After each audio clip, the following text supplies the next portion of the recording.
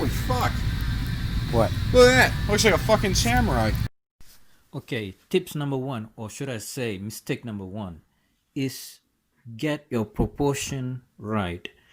I just grab something that I see on internet and print it out, kind of make it to the proportion that I think it looks good, then I just go with it. But if you want a knife that is functionable, make sure that your proportion is right.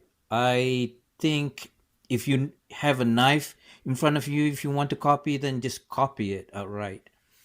Um, the knife that I made is just way too big for my hand, way too big for it to be practical actually.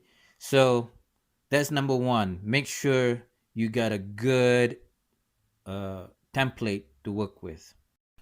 Okay, mistake number two is make sure that you choose your metal properly.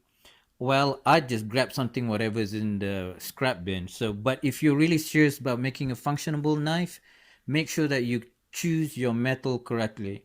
Um, the metal that I use, I think it's just some kind of carbon steel of some sort.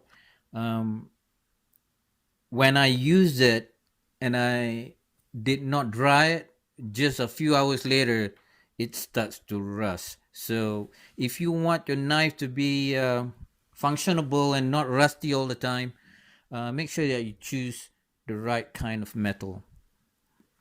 Also, make sure that you use the right thickness also.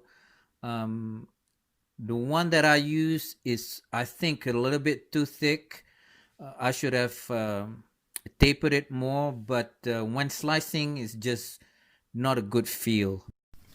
Lastly, if you're really happy with your knife, I would suggest that you do not skip the hardening of the steel. I skip mine because I just feel like it's not quite worth it for this particular the knife that I just made. But if you like what you made, I would suggest to go ahead and harden it because it will make the knife more durable and stay sharp longer.